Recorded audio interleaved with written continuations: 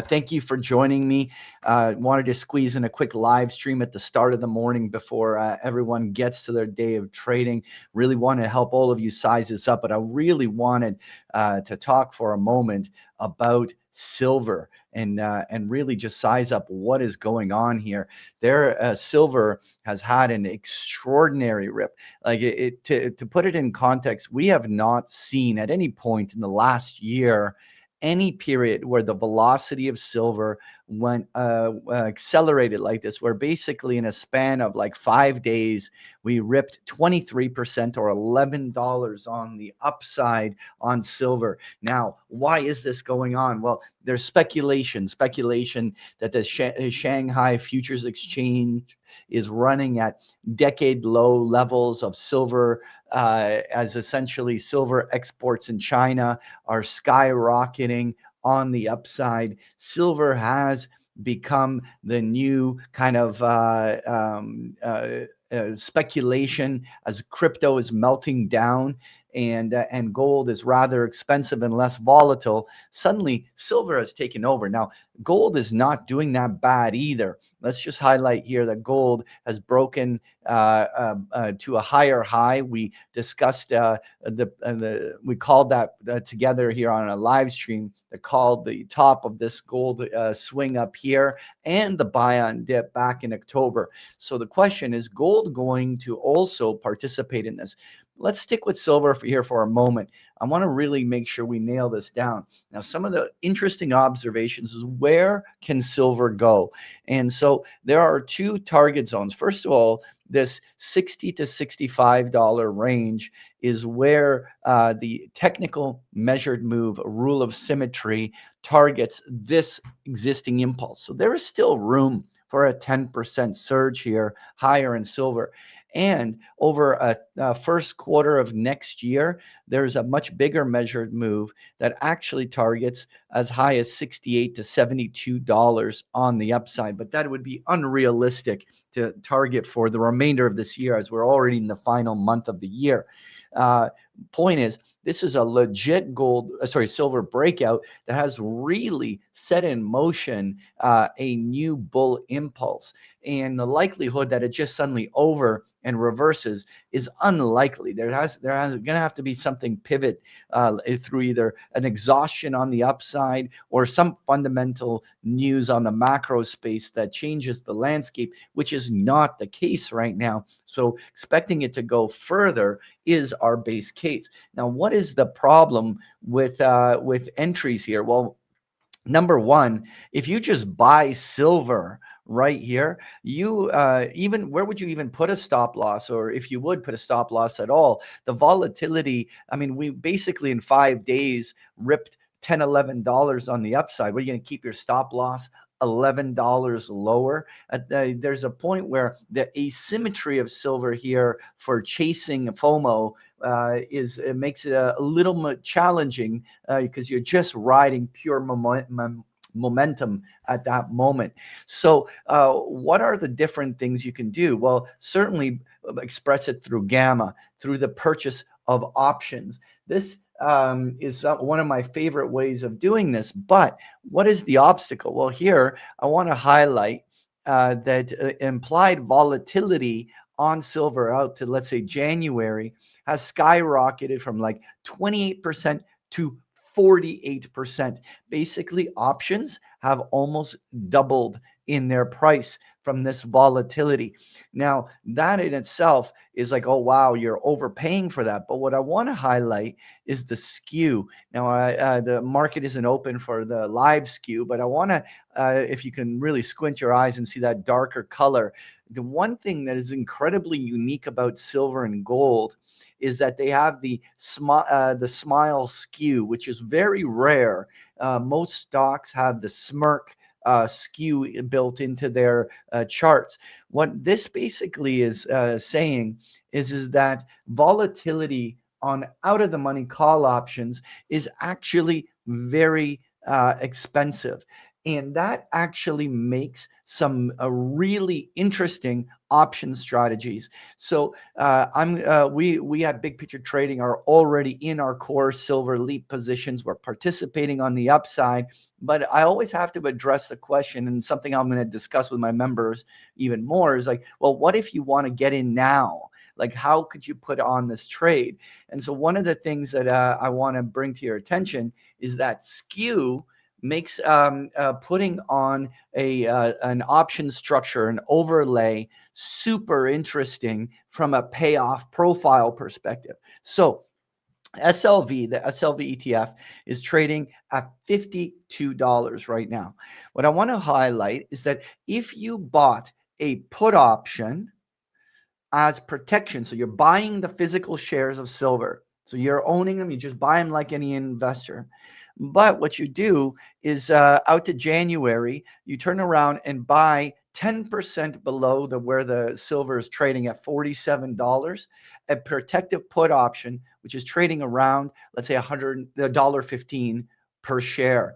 What is amazing is that while you have about $5 downside risk, or about 10%, you could sell a covered call, creating a collar, but not an equal distance collar. You can sell a collar $10 out of the money, going all the way to $62 on the upside, giving yourself close to a 20% upside potential on silver here, and still receive $1.27 in income. This is that skew that I was trying to show you on that chart.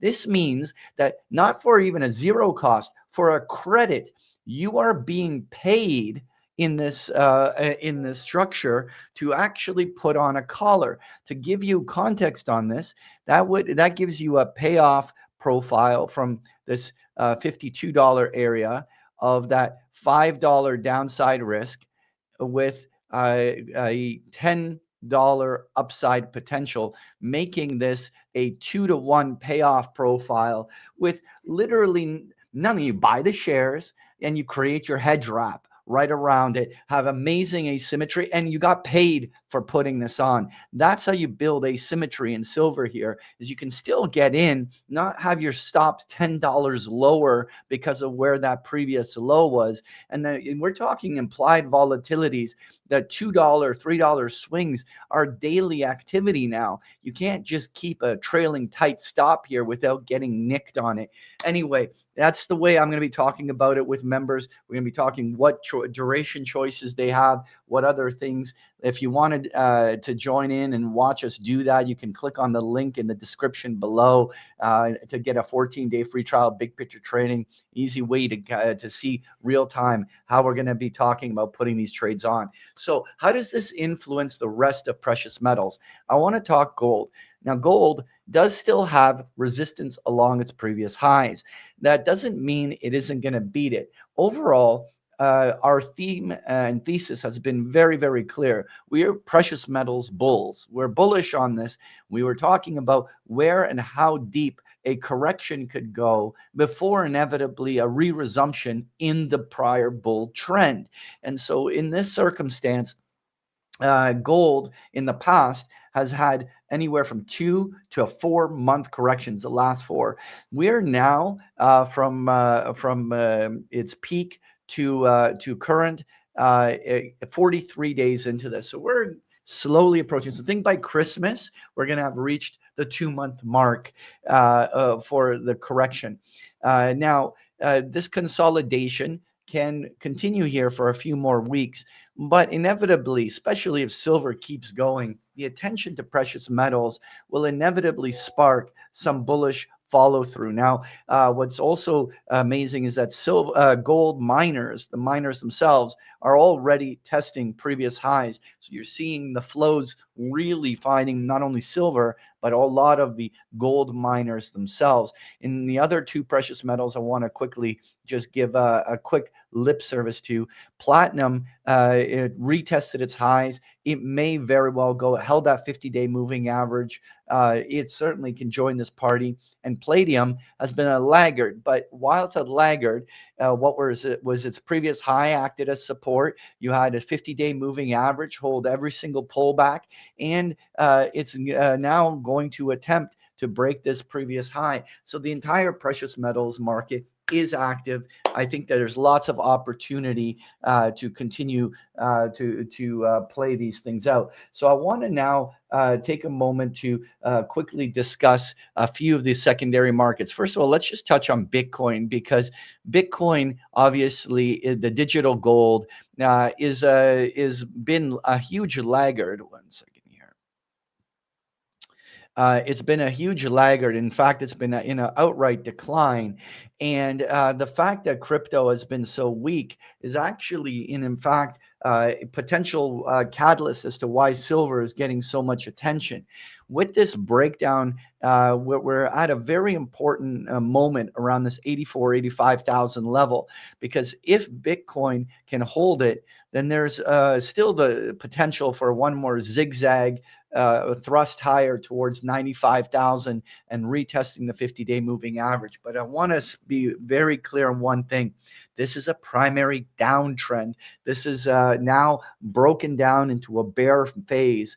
And assuming that the selling is already over, it's way too premature. We haven't seen basing formations, bottoming formations, nothing, reversal patterns, none of the things exist yet.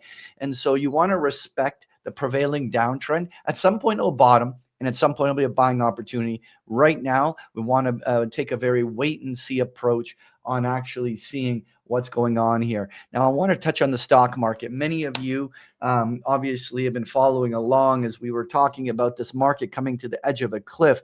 The bulls made an extraordinary save. It ultimately came down to the fact that they pulled the December rate cut out of the markets, and then they put it back in. That was enough to spur some buying, and the market got back into its trade range.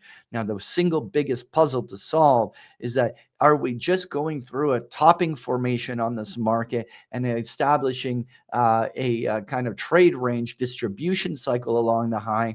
Or was this 6% correction enough, and we're about to resume a new bull leg higher? Now, one of the simple things to watch there is what is going to happen to the semiconductor index.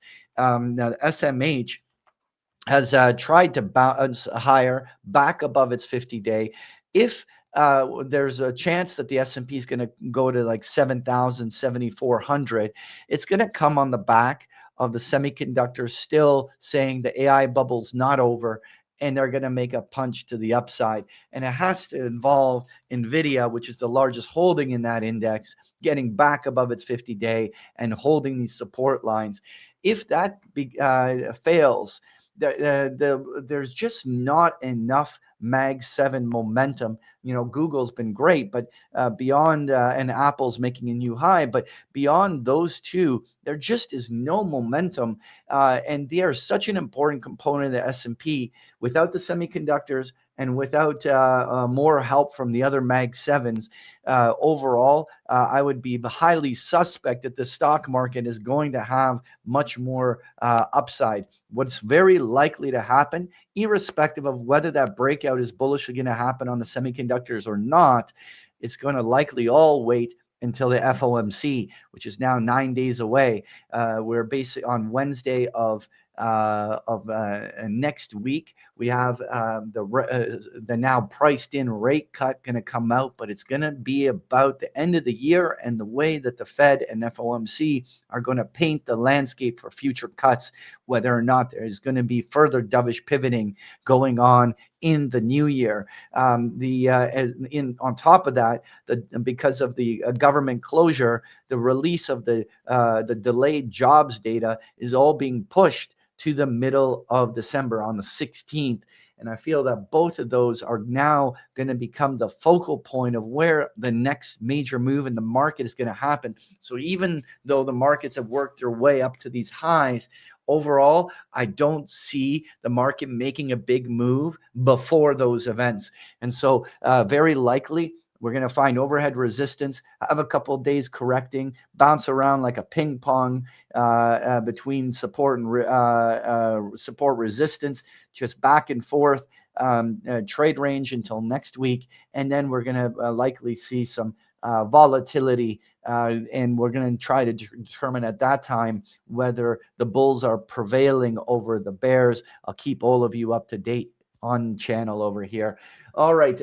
The other thing that we're watching quickly, I'll just quickly give everyone an update, is the copper breakout. The copper miners are loving it. So with this breakout to new highs, copper can head to 550 on the upside. A lot of the copper miners are showing some early signs of breakout. The other interesting thing is, while crude oil has nowhere near showing signs of a bullish breakout out of this descending trend line that you can kind of connect all of these different highs along. We haven't seen that break above the 50-day, but what's crazy is that the energy stocks don't seem to give a shit. They're all trading very close to year highs. Many of them are setting up for potential bull breakouts. There clearly is sector rotation occurring, and these energy stocks are taking some of that money. So the question is, are these energy stocks leading the way for a potential oil reversal, or are they just marching to the beat of their own drum? Another thing I'm going to be spending talking with my members in the upcoming webinars. Anyway, that's it for today's update. I hope all of you enjoyed that. Follow along with me if you want with my members at Big Picture Trading. The links are in the description.